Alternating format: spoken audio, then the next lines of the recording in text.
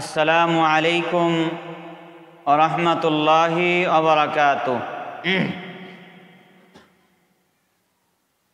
ইন্নাল হামদালিল্লাহ নাহমাদুহু ওয়া নাস্তাঈনুহু মান ইয়াহদিহিল্লাহু ফালা মুদিল্লা লাহু ওয়া মান ইউদ্লিলহু ফালা হাদিয়া লাহু ওয়া আশহাদু আল লা ইলাহা ইল্লাল্লাহু ওয়াহদাহু লা শারীকা লাহু وأشهد أن محمدًا عبده ورسوله أما بعد أعوذ بالله من الشيطان الرجيم بسم الله الرحمن الرحيم ووضع الكتاب فترى المجرمين مشفقين مما فيه ويقولون يا ويلتنا ما لهذا الكتاب لا يغادر صغيرة ولا كبيرة إلا أحصاها।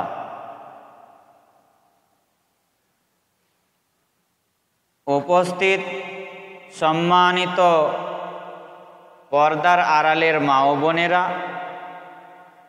প্রশংসা সেই মহান আল্লাহ তাবারাক ওয়া তাআলার জন্য, যিনার অশেষ দয়ায় অশেষ রহমতে আমরা মানুষ রূপে পৃথিবীতে এসেছি। দুরূদ ও সালাম নাজিল হোক প্রিয় নবী মুহাম্মদুর রাসূলুল্লাহ সাল্লাল্লাহু আলাইহি ওয়াসাল্লামের উপর, যিনার আগমনে আমরা দ্বীন ইসলামকে পেয়েছি। সম্মানিত উপস্থিতি, গত কয় সপ্তাহ থেকে আমি কিয়ামত সম্পর্কে আলোচনা করে আসছি। তার সাথে একটা জিনিস আমি এটা বলা হয়নি বলতে গেলেই চলে, তো আজকেও সেই ওই কিয়ামত সম্পর্কেই আলোচনা হবে ইনশাআল্লাহ। আমা তাওফীকি ইল্লা বিল্লাহ আলাইহি তাওয়াক্কালতু ওয়া ইলাইহি উনীব। রব্বি ইশরাহ লি সদরি ওয়া ইয়াসসির লি আমরি ওয়াহলুল উকদাতাম মিন লিসানি ইয়াফকাহু কওলি রব্বি জিদনি ইলমা আল্লাহুম্মা ফাক্কিহনি ফিদ্দীন। আজকে আলোচনা করার পূর্বে যেটা আমি বলবো যে যখন প্রতিটা মানুষকে তার কর্মের ফল দেওয়া হবে, সেই কর্মের ফল দেওয়ার অবস্থাটা কীরকম হবে বা কিভাবে মানুষকে কর্মের প্রতিদান দেওয়া হবে, সেখানে আমি একটা কথা বিগত কয়েক সপ্তাহ থেকে যে কিয়ামত সম্পর্কে আলোচনা করছি, তো একটা কথা আমি ভাঙিনি, যেটা হচ্ছে যে কিয়ামত এক জিনিস আর হাসরের ময়দান এক জিনিস। হাসর বলতে যখন সমস্ত মানুষকে একত্রিত করা হবে, আর কিয়ামত বলতে যখন ইসরাফিল আলাইহিস সালাম তিনার প্রথম ফুৎকারে যা ঘটবে, যা আমি প্রথমে আলোচনা করেছি যে পৃথিবী একদম লয়ছয় হয়ে যাবে, পৃথিবী কিছু থাকবে না। তারপরে যে ইসরাফিল আলাইহিস সালাম আবার সিংহায় ফুঁক দিবেন, তখন কবর থেকে মানুষকে উঠানো হবে এবং যখন তারপরে যে একত্রিত করা হবে সেটাকে মূলত হাসর বলা হয়। তো আমি কিয়ামতের ভয়াবহ সম্পর্কে হাসরেরও কিছু বর্ণনা দিয়েছি একসাথেই। তো ওই দুটা মিলিয়ে একসাথে কিয়ামত বললেই চলে। তবে কিছু কিছু আলেম বলছেন যে কিয়ামত সেই সময়টা যখন ইসরাফিল আলাইহিস সালাম প্রথম সিংহায় ফুঁক দিবেন, আর হাসর সেই সময়টা যখন সবকে একত্রিত করা হবে। আর হাসর মানেই হচ্ছে ওরকমই যে সবকে একত্রিত করা হবে। এসব মিলিয়ে একটা কিয়ামত ধরলেও অসুবিধা নেই। তো আজকে যেটা আমি আলোচনা করব যে প্রতিটা মানুষকে তার কর্মের ফল দেওয়া হবে। কিভাবে দেওয়া হবে এবং মানুষ আমলনামা পেয়ে তার কর্মের ফল পেয়ে কি করবে, সেই বিষয়ে আজকে আমি সংক্ষিপ্ত কিছু আলোচনা করব। সূরা হাক্কা, এই সূরাটি 29 পারার মধ্যে রয়েছে। এই সূরার মধ্যে মহান আল্লাহ তাবারাক ওয়া তাআলা বলছেন যে ফাআম্মা মান উতিয়া কিতাবাহু বিয়ামিনি,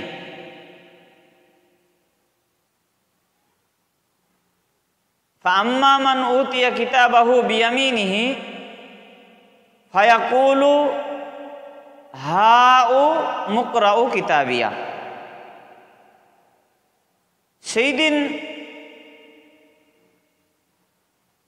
সেই মানুষগুলি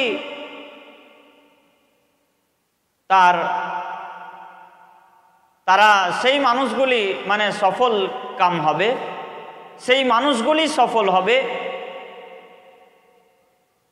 সেই মানুষগুলি মানে সেই দিন সফল হবে যারা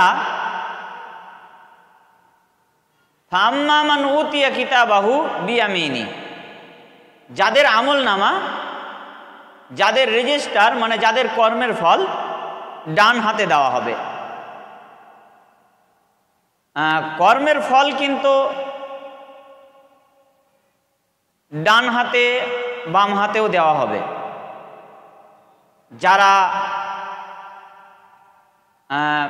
খারাপ লোক, যারা অপরাধী, তাদেরকে কিন্তু পিছন দিক দিয়ে বাম হাতে দেওয়া হবে। আর যারা ভালো লোক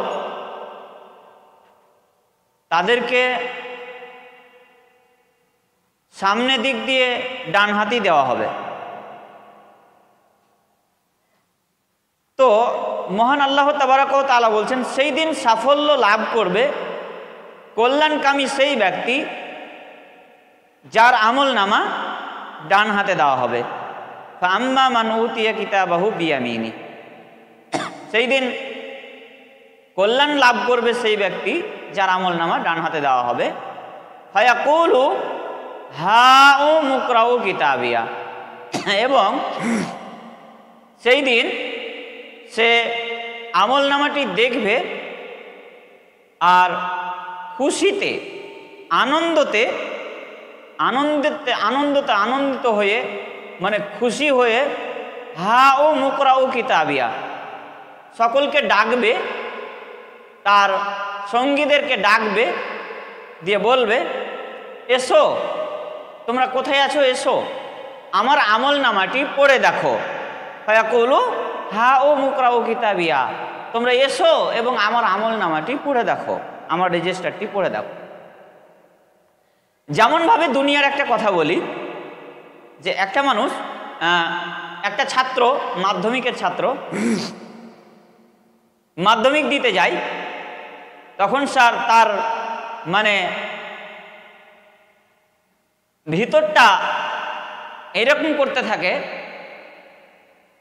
তোমাদের মধ্যে কথা কেন হচ্ছে? প্রত্যেক সপ্তাহে এগুলো বলতে হবে? তো বলছিলাম যে দুনিয়াতে যখন কোনো একটা পরীক্ষা শুরু হয়, যেমন মাধ্যমিকের ছেলেরা যখন মাধ্যমিক দিতে যায়, উচ্চ মাধ্যমিকের ছেলেরা যখন উচ্চ মাধ্যমিক দিতে যায়, তখন তাদের ভিতরটা কাঁপতে থাকে যে না জানি আমি ফেল করে যাব, না জানি আমি কত নাম্বার পাস করব। তবে একটা জিনিস এখানে, একটা জিনিস এই এক্সাম্পলটা একটু ভালো করে বুঝবেন, তাহলে কাজে লাগবে। আমি এক্সাম্পলটা দিচ্ছি যে দেখুন, যেমন একটা ছাত্র বা ছাত্রী যেমন পড়াশোনা করবে তেমন তার রেজাল্ট ভালো হবে, ঠিক কিনা? যেমন পড়াশোনা করবে পড়ার দিকে যেমন সে আগ্রহী থাকবে তেমন তার রেজাল্ট ভালো হবে, আর যতটা পড়াতে পিছিয়ে থাকবে ততটা তার রেজাল্ট খারাপ হবে। তো হাসরের মাঠে যখন আমলনামা দেওয়া হবে প্রত্যেককে, তখন কিন্তু এটা একটা, যদি আমরা মনে করি এক্সাম্পল হিসাবে, যদি আমাদের স্কুল মনে করা যায় বা আমাদের ক্লাস ঘর, পরীক্ষার হল, তবুও চলে। কারণ আল্লাহ তাবারাক ওয়া তাআলা সারা পৃথিবীতে মানুষ পাঠিয়েছেন এবং জিন জাতিকে পাঠিয়েছেন তার বিধিবিধান দিয়ে। আর তিনি বলেছেন সূরা জারিয়াতের মধ্যে, আমা খালাকতুল জিন্না ওয়াল ইনসা ইল্লা লিয়াবুদুন, আমি জিন ইনসানকে যদি সৃষ্টি করেছি তবুও আমার ইবাদতের জন্য। মানে একটা জিন বা একটা মানুষ তার আল্লাহর ইবাদত ছাড়া অন্য কোনো কাজ করতে পারে না, তবে করছে ঠিক ওই রকমই যেমনভাবে একটা ছাত্র, স্কুলের নিয়ম কি আছে, একটা ছাত্রর স্কুলে ভর্তি হওয়ার পর তার কাজ কি, স্কুলের যেটা ডিসিপ্লিন, স্কুলের যেটা নিয়ম, স্কুলের যেটা নীতি, সেটা তাকে মেনে চলা, ঠিক কি না? ভিতরে একটু আওয়াজ পাওয়া যাচ্ছে, তো আপনাদেরকে বলছি সতর্ক হয়ে যান। যেগুলো কথা বলছি এই কথাগুলো লক্ষ লক্ষ টাকা দিয়েও কিনে পাবেন না, ঠিক বুঝতে পেরেছেন? অতএব কথাগুলো শোনার চেষ্টা করুন। সপ্তাহে একটা দিন ইজতেমা শুনতে আসবেন, তাতেও আবার গল্প গুজব করবেন, তো কেমন করে হবেন? কি নিয়ে যাবেন এখান থেকে? আর এতদিন থেকে 2023 থেকে ইজতেমা চলছে, কি নিয়েছেন আর ভবিষ্যতে কি নেবেন এখান থেকে? যদি এইভাবে যদি কথা বলতে থাকেন, গল্প করতে থাকেন। তো আমি বলছিলাম যে একটা ছাত্র বা একটা ছাত্রীর কাজ কি হবে, স্কুলে ভর্তি হওয়ার পর স্কুলের নিয়ম তাকে মেনে চলতে হবে। আচ্ছা, যদি কোনো ছাত্র বা কোনো ছাত্রী যদি স্কুলের নিয়ম মেনে না চলে, তাহলে কার দোষ সেটা? সেটা কি কোনো শিক্ষকের দোষ? আমরা হট করে তো বলে থাকি যে কোন শিক্ষকের কাছে পড়ছিস রে, কেমন করে পড়াচ্ছে রে, আমরা হট করে বলে থাকি, অহরহ এটা বলে থাকি, আমাদের এটা বুদ্ধি কমের এটা একটা। তো সেটা না, সেই ছাত্র ছাত্রীরই দোষ হবে। কারণ স্কুলে ভর্তি হওয়ার সময় পিতামাতার সিগনেচার লাগে। কেন সিগনেচার লাগে? সেখানে হয়তো কিছু স্কুলের নিয়ম কারণ লেখা থাকে যে ছেলেকে ঠিক মতো স্কুলে পাঠাতে হবে, ছেলেকে ঠিক মতো বাড়িতে পড়তে বসাতে হবে, বা ছেলেকে ঠিক মতো গাইড করতে হবে, এরকম হয়তো কিছু নিয়ম ঠিক লেখা থাকে। তো সেখানে পিতামাতার সিগনেচার লাগে। আমরা যে পৃথিবীতে এসেছি আল্লাহর কাছে সিগনেচার দিয়ে এসেছি। কি সিগনেচার দিয়ে এসেছি?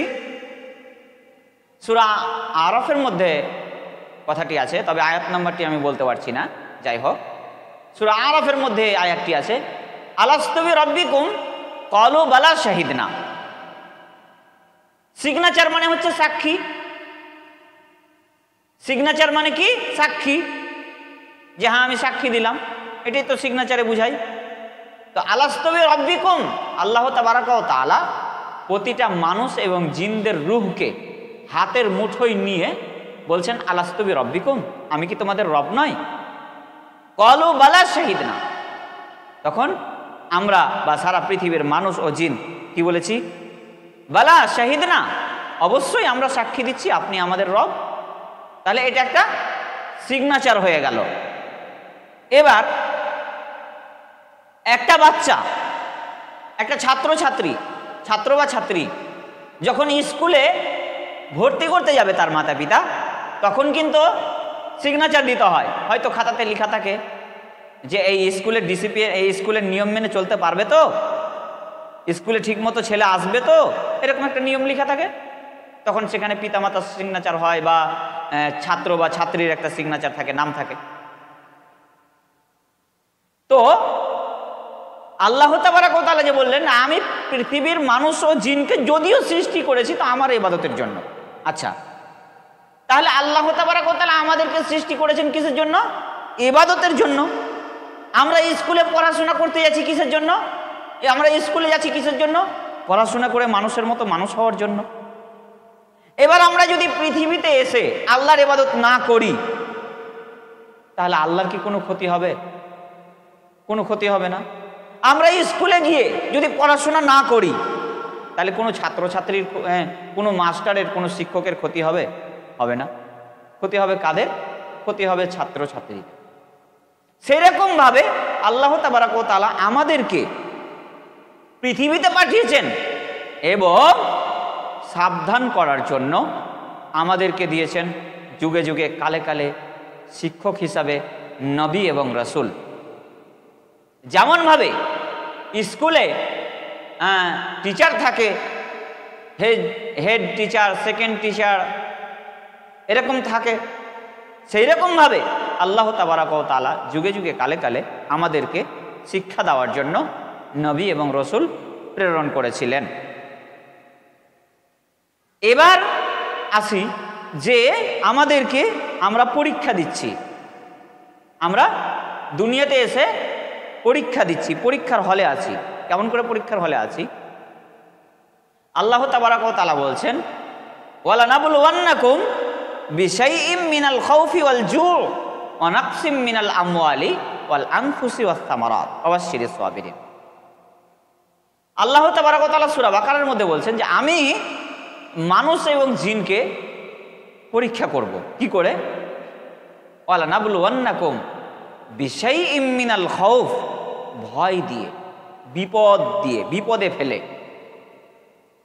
ওয়াল জু'i ওয়া নাকসিম মিনাল আমওয়ালি, এবং তাকে শারীরিকভাবে দুর্বল করে দিয়ে, তার সন্তান সন্ততিকে দুর্বল করে দিয়ে, তার ধন সম্পদে অভাব এনে দিয়ে আমি মানুষকে পরীক্ষা করব। এক কথায় এই যে যেগুলো দেখতে পাচ্ছেন পৃথিবীতে আল্লাহ তাবারক ওয়া তাআলা কাকে শরীর স্বাস্থ্য ভালো দিয়েছেন, কাকে আবার রোগা দিয়েছেন, রোগমুক্ত জীবন দিয়ে রোগ হিসাবে পাঠিয়েছেন যে তার রোগী ছুটছে না কারো, আবার কেউকে দেখছেন যে রোগী খুঁজে পাওয়া যাচ্ছে না তার শরীরে, রোগ বলতে কিছু নাই। তো এটা আল্লাহর একটা পরীক্ষা, আল্লাহর একটা পরীক্ষা। যাদের শরীর মোটা সোটা, শরীর স্বাস্থ্য ভালো, আর যাদের হাত নেই, পা নেই, একটা হাত নেই, একটা পা নেই, একটা চোখ নেই, তারা, যাদের সুন্দর হাত পা আছে তারা শুকরিয়া আদায় করবে তাদের দেখে যাদের হাত পা অক্ষম। যাদের সুন্দর দুটো চোখ আছে তারা শুকরিয়া আদায় করবে তাদের দেখে যাদের চোখ নেই, অন্ধ যারা, তাদের দেখে শুকরিয়া আদায় করবে যে আল্লাহ ইচ্ছা করলে আমাকে অন্ধ করে দিতে পারত।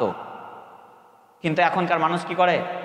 অহংকার করে, দাম্ভিকতা দেখায়, দরিদ্র মানুষদেরকে কিছু অ্যালাউ করে না। অনেক জায়গায় আছে, আমরা যাই মাঝে মাঝে, যেখানে সেখানে যাই তো বুঝতে পারি যে দরিদ্র যারা, অভাব যারা, মানে যাদের হাত নেই, পা নেই, যাদের চোখ নেই, তাদেরকে অনেক মানুষ অ্যালাউ করেন। অনেকে দেখা যায় এই যে পরীক্ষায় ফেল, এই অ্যালাউ করে না মানে সে পরীক্ষা থেকে ফেল পড়ে গেল। তো সংক্ষেপে যেটা আমি বলছি, আর বেশি লম্বা করব না, মানে এই উদাহরণগুলো বুঝাতে গিয়ে অনেক লম্বা হয়ে যাবে। তো আমি বলতে চাচ্ছি যে আমরা যেমন একটা ছাত্রছাত্রী যেমন স্কুলে পরীক্ষা দিতে যাই, পড়াশোনা করতে যাই, সেই পড়াশোনা করার পর একটা রেজাল্ট আসে, পরীক্ষা নেওয়ার পর একটা রেজাল্ট আসে। তো আমরা ঠিক দুনিয়াতে পরীক্ষা দিচ্ছি, দুনিয়াতে আমরা পরীক্ষা দিচ্ছি। আমাদের ক্লাস করানো হয়ে গেছে, আল্লাহ রসুল সাল্লাল্লাহু আলাইহি সাল্লাম আমাদের কাছে এসেছিলেন, কোরআন দিয়েছেন, হাদিস দিয়েছেন, এগুলো শিক্ষা আমাদের দিয়ে গেছেন। এবার আমরা পরীক্ষা দিচ্ছি কার কাছে? আল্লাহর কাছে। তো সেই পরীক্ষার ফল আমরা পাবো কোথায়? হাসরের ময়দানে, যেদিন একত্রিত করা হবে আমাদেরকে, সেই দিন আমরা সেই পরীক্ষার ফল পাব। তো আমি বলছিলাম যে একটা স্কুলের ছাত্র বা ছাত্রী যখন পরীক্ষা দিতে যায় তখন তার ভিতরটা ভয় ভয় করে। তারপর যদি সে পড়াশোনা ঠিকমতো না করে থাকে তাহলে রেজাল্ট ফেল পড়ে, বা আর যদি ঠিকমতো পড়াশোনা করে থাকে তাহলে রেজাল্ট ফার্স্ট হয়। তো যখন সেই ছাত্রটা বা ছাত্রীটা, দেখবেন কোনো একজন ছাত্র বা কোনো একজন ছাত্রী যখন রেজাল্ট ভালো করে তখন কিন্তু তার রেজাল্টটা সবাইকে দেখায়, তার বন্ধু বান্ধবীকে দেখায় যে এই দেখো আমার রেজাল্ট, এই বছর আমি ফার্স্ট নাম্বার পেয়েছি, এই বছর আমি সেকেন্ড নাম্বার পেয়েছি, এই দেখো আমার রেজাল্ট, দেখায় কি না? দেখায়। আর যখন ফেল করে যায় তখন মুখটাকে নিচু করে দিয়ে কি করে? রেজাল্টটাকে লুকিয়ে দেয়। বন্ধু বান্ধবী যখন বলে কি রে আহমাদ, কি রেজাল্ট করেছিস, রেজাল্টটা একটু দেখি, আর দেখতে হবে, দিয়ে পাশ কাটিয়ে চলে যায়, মানে মন খারাপ করে চলে যায়, দেখায়। কিরে খালেদা, কি রেজাল্ট করেছিস দেখি, তো দেখতে হবে, পাশ কাটিয়ে চলে যায়। তো সেই রকম ভাবে সূরা হাক্কর মধ্যে মহান আল্লাহ তাবারক ওয়া তাআলা বলছেন যে সেই দিন কল্যাণ লাভ করবে তারাই যাদের আমল নামা দেওয়া হবে ডান হাতে। ফাম্মা মান উতিয়া কিতাবাহু বিয়ামিনিহি ফায়াকুলু হাউ মুকরাউ কিতাবিয়া, এবং সেই আনন্দে একদম খুশি হয়ে মানুষকে ডাকবে আর বলবে এসো আমার আমল নামাটা পড়ে দেখো। ফায়াকুলু হাউ মুকরাউ কিতাবিয়া ইন্নী যনানতু আন্নী মুলাকিন হিসাবিয়া, আমি জানতাম যে আমি যে কর্মগুলো করেছি দুনিয়াতে এই কর্মের ফল আল্লাহ আমাকে দিবেন, আজকে তাই দিয়েছে, দেখো তোমরা এসো, দেখো আমাকে আল্লাহ কর্মের ফল দিয়েছে, দেখো। ইন্নী যনানতু আন্নী মুলাকিন হিসাবিয়া ফাহুয়া ফি ঈশাতির রাদিয়া, এবং তার থাকার জায়গা হবে অতীব সুখ স্বাচ্ছন্দ্যময়, সে আনন্দে একদম বাস করবে সেই জায়গাতে। ফাহুয়া ফি ঈশাতির রাদিয়া ফি জান্নাতিন আলিয়া, উচ্চতম স্থানে বাগান সমূহে, বাগান বিরাট বড় বাগান সমূহে, অট্টালিকা উচ্চতর জান্নাতে যাকে বলা হয়, সেই জান্নাতে সে বসবাস করবে। কুতুফুহা দানিয়া, এবং কুতুফুহা দানিয়া, তার যে দুনিয়াতে যা করেছে তার প্রতিদান হিসাবে তার জন্য দেওয়া হবে উঁচু জান্নাত। কুলু ওয়াশরাবু হানিআম বিমা আসলাফতুম ফিল আইয়ামিল খালিয়া, এবং তাকে বলা হবে কুলু, খাও, ওয়াশরাবু, পান করো, হানিআম বিমা আসলাফতুম ফিল আইয়ামিল খালিয়া, বিগত দিনে যা করেছো তার প্রতিদান হিসাবে এইগুলো খাও এবং পান করো। কুতুফুহা দানিয়া, সেখানে যেই জান্নাতে তাকে দেওয়া হবে সেই জান্নাতে থরে থরে ফল সাজানো থাকবে, গাছে যেমন থরে থরে ফল ঝুলবে, গোচ্ছা গোচ্ছা কলা, গোচ্ছা গোচ্ছা আঙ্গুর, লিচু, আম ইত্যাদি ফলগুলো থরে থরে সাজানো থাকবে, একবারে গাছের সাইডে একবারে গাছের ওপরে ঝুলবে, দেখতে একদম সুন্দর লাগবে। আর তাকে বলা হবে কুলু ওয়াশরাবু, খাও এবং পান করো, হানিআম বিমা আসলাফতুম ফিল আইয়ামিল খালিয়া, তৃপ্তি সহকারে খাও এবং পান করো বিগত দিনে যা করেছো তার প্রতিদান হিসাবে। এবার মহান আল্লাহ তাবারক ওয়া তাআলা পরের অংশে কি বলছে দেখুন।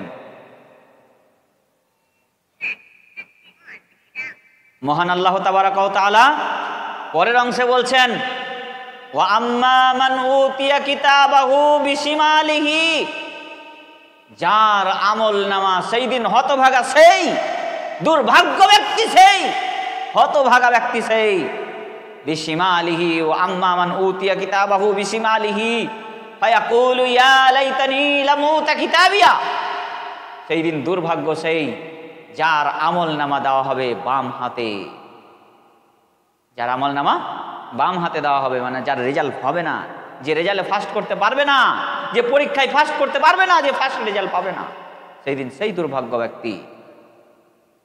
আম্মা মান উতিয়া কিতাবাহু বিশিমালিহি ফায়াকুলু ইয়া লাইতানি লাম উতা কিতাবিয়া, সেই আমল নামাটি দেখবে আর বলবে, ফায়াকুলু, সে বলবে, ইয়া লাইতানি লাম উতা কিতাবিয়া, হায় আফসোস, যদি আমার আমল নামাটা আমি নাই জানতে পারতাম,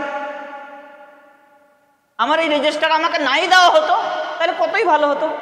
যেমন এখন অনেক ছাত্র বা অনেক ছাত্রীরা বলে না রেজাল্টে ফার্স্ট না করতে পারে, রেজাল্ট নিয়েই কী হবে, যে রেজাল্টকে ধরে ছিঁড়ে দেয়, অনেকে করে না?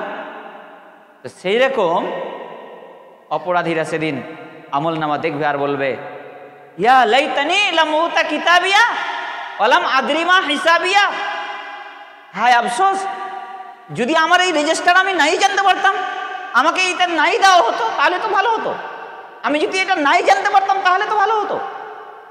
ওয়ালাম আদরি মা হিসাবিয়া ইয়া লাইতাহা কানাতিল কাদিয়া, আমি দুনিয়াতে যা আনন্দ ফুর্তি করেছি, দুনিয়াতে যা ভোগ বিলাস করেছি, তা তো আমার কোনোই কাজে আসলো না। ইয়া লাইতাহা কানাতিল কাদিয়া মা আগনা আন্নি মালিয়া, দুনিয়াতে যে আমি ফকির মিসকিনকে দান না করে আমার ধন সম্পদকে আমি গছিয়ে গছিয়ে রেখেছিলাম, সেই ধন সম্পদ তো আমার কোনো কাজে আসলো না। ইয়া লাইতাহা কানাতিল কাদিয়া মা আগনা আন্নি মালিয়া হালাকা আন্নি সুলতানিয়া, আমার বাদশাহী, আমার দাম্ভিকতা সব তো আজ হালাক হয়ে গেল, সব তো আজ শেষ হয়ে গেল, সব নষ্ট হয়ে গেল, সব বিফলে চলে গেল। আমি যে দুনিয়াতে কত মানুষের উপরে বাহাদুরি দেখিয়েছি, আমি যে দুনিয়াতে কত টাকা পয়সাকে গুনে গুনে রেখেছি, আমি যে দুনিয়াতে কত হারাম পন্থায় ইনকাম করেছি, আজ তো সব বিফলে চলে গেল, আজ আমার কোন কাজে আসলো। হায় আফসোস, হায় আফসোস, যদি আমাকে মরার পরে নাই উঠানো হতো তাহলে কত না ভালো হতো, হায় আফসোস। তারপর বলা হবে, খুদুহু ফাগুল্লু, ওই ব্যক্তিটিকে ধরো, সুম্মাল জাহিম সাল্লু, তাকে জাহান্নামে নিক্ষেপ করো। খুদুহু ফাগুল্লু, তাকে ধরো, তার গলায় শিকল বেরি দিয়ে দাও, সুম্মাল জাহিম সাল্লু, এবং তাকে জাহান্নামে নিক্ষেপ করো। সুম্মা ফি সিলসিলাতিন দারউহা সাবউনা দিরাআন ফাসলুকু, তাকে 70 গজ শিকলে বেঁধে ফেলো। ইন্নাহু কানা লা ইউমিনু বিল্লাহিল আযীম, কারণ সেই দুনিয়াতে মহান রবের ইবাদত থেকে দূরে ছিল, মহান রবের ইবাদত করতো না। এটা বলতে গেলে আমি নিজের ভাষায় বললে এইভাবে হতে পারে, আমি নিজের ভাষায় এটাকে বলছি, ইন্নাহু কানা লা ইউমিনু বিল্লাহিল আযীম, সে আল্লাহ এবং আল্লাহর রাসূলের কিতাব এবং হাদিস থেকে গাফেল ছিল, এইভাবে তাকে বলা হবে। ওয়ালা ইয়াহুদ্দু আলা তুআমিল মিসকিন, সে ইয়াতীম মিসকিনকে খাবার দিত না, মিসকিনদেরকে ভিক্ষা দিত না। ফালাইসা লাহুল ইয়াউমা হাহুনা হামিম, আজ তার জন্য ফালাইসা লাহুল ইয়াউমা হাহুনা হামিম ওয়ালা তুআমুন ইল্লা মিন গিসলিন লা ইয়াকুলুহু ইল্লাল খাতিউন, তাই তাকে আগুনে নিক্ষেপ করা হবে। এবং ফালাইসা লাহুল ইয়াউমা হাহুনা হামিম ওয়ালা তুআমুন ইল্লা মিন গিসলিন, তার জন্য তার খাদ্য হিসাবে লা ইয়াকুলুহু ইল্লাল খাতিউন, খাদ্য হিসাবে তার জন্য পুজ রক্ত মিশ্রিত, ক্ষত পুজ রক্ত মিশ্রিত গরম ফুটন্ত পানি ছাড়া আর তার জন্য কিছুই থাকবে না। এটা মহান আল্লাহ তাবারক ওয়া তাআলা বলছেন। সম্মানিত উপস্থিতি, যেই দিন আমল নামা দেওয়া হবে সেই দিনের ব্যাপারটা কত কঠিন হবে। সেই দিন আল্লাহ রসুল সাল্লাল্লাহু আলাইহি ওয়াসাল্লামও আমাদের হাসরের মাঠে যখন মানুষকে একত্রিত করা হবে, আমি বলেছিলাম প্রথম সপ্তাহে আমি বলেছিলাম যে হাসরের মাঠে মানুষকে যখন একত্রিত করা হবে, তখন মানুষ যখন মুহাম্মদ সাল্লাল্লাহু আলাইহি সাল্লামের কাছে সুপারিশ নেওয়ার জন্য যাবে, মুহাম্মদ সাল্লাল্লাহু আলাইহি সাল্লাম সিজদায় পড়ে থাকবে, ইয়া উম্মতি ইয়া উম্মতি বলবে, সব ইয়া নাফসি বলবে, মুহাম্মদ সাল্লাল্লাহু আলাইহি সাল্লাম শুধু বলবেন ইয়া উম্মতি, আমার উম্মতের কি অবস্থা হবে, আমার উম্মতের কি অবস্থা হবে। কিন্তু আল্লাহ রসুল সাল্লাল্লাহু আলাইহি সাল্লাম নিজেই বলেছেন, আমি 3টি জায়গাতে কাউকে লক্ষ্য করব না, 3টি জায়গাতে আমি কাউকে চিনতে পারবো না। কখন? যখন আমার আমল নামা ওজন করা হবে, যখন আমার নেকি ওজন করা হবে, মিজানের পাল্লায়, দাঁড়ি পাল্লায় নেকিকে ওজন করা হবে, তখন আমি কাউকে চিনতে পারবো না। 2, যখন আমার আমল নামা দেওয়া হবে, আমি ডান হাতে আমল নামা পাবো কি বাম হাতে পাবো, সেই সময় আমি কাউকে লক্ষ্য করব না। 3, যখন পুলসিরাত পার হতে বলা হবে, সেই দিন তখন আমি কাউকে লক্ষ্য করব না।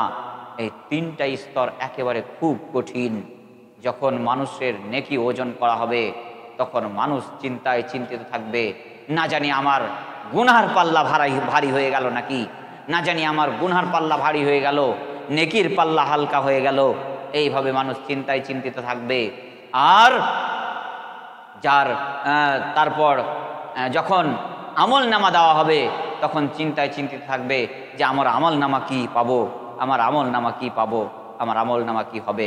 আর যখন পুলসিরাত পার করা হবে, পুলসিরাতের রাস্তা এত শুরু যে তার ডানে বামে কাঁটা দেওয়া থাকবে এবং আগুন থাকবে, পানি থাকবে, ঠান্ডা পানি, ঠান্ডা বরফের মতো পানি থাকবে, আগুন থাকবে, গরম পানি থাকবে, অনেক রকম জাহান্নাম মানে জাহান্নামের ওপরে সেটা সেট করা থাকবে।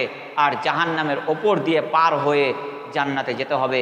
যারা ভালো, যারা সফল কাম তারা পার হয়ে যাবে, যারা অপরাধী তারা পার হতে পারবে না, পড়ে যাবে জাহান্নামে, পড়ে যাবে। এইরকমই তো সেই দিন, সেই সময় আল্লাহ রসুল সাল্লাল্লাহু আলাইহি সাল্লাম বলছে আমি কাউকে চিনতে পারবো না। তাই খুব ভয়াবহ দিন সেদিন হবে, সেই সময়টা খুব ভয়াবহ হবে। এই ব্যাপারে আমি আরেকটা আয়াতে উদ্ধৃতি দিই। মহান আল্লাহ তাবারক ওয়া তাআলা বলছেন আমল নামার বিষয়ে, যে মহান আল্লাহ তাবারক ওয়া তাআলা বলছেন ওয়াউদি আল কিতাব ফাতারাল মুজরিমিনা মুশফিকিনা মিম্মা ফিহি ওয়া ইয়াকুলুনা ইয়া ওয়াইলাতানা মা লিহাদাল কিতাব লা ইউগাদিরু সাগীরাতাও ওয়ালা কাবীরাতান ইল্লা আহসাহা ওয়াউদি আল কিতাব ফাতারাল মুজরিমিনা মুশফিকিনা মিম্মা ফি। সেই দিন যখন আমল নামা মানুষকে দেওয়া হবে তখন অপরাধীরা আমল নামা দেখবে আর বলবে মা লিহাদাল কিতাব, কি আশ্চর্য ধরনের কিতাব, কি আশ্চর্য ধরনের খাতা। মা লিহাদাল কিতাব লা ইউগাদিরু সাগীরাতাও ওয়ালা কাবীরাতান ইল্লা আহসাহা। জীবনের ছোট বড় সব কথা কি লেখা আছে, একটাও কিছু ছাড় হয়নি। সেই দিন সম্মানিত উপস্থিতি, আর আমল নামা দেওয়া হবে, মানুষকে কিভাবে অপরাধী প্রমাণ করা হবে হাসরের মাঠে, সেই নিয়ে আমি সামনের সপ্তাহে আলোচনা করব ইনশাআল্লাহ। ইজতেমা লম্বা না করে আমি এই সপ্তাহের মতো ইজতেমা শেষ করছি। আল্লাহ যেন আমাদেরকে কিয়ামতের কঠিন দিনে কঠিন বিপদ থেকে রক্ষা করেন। আমিন। ওমা আলাইনা ইল্লাল বালাগ। আসসালামু আলাইকুম ওয়া রাহমাতুল্লাহি ওয়া বারাকাতুহু।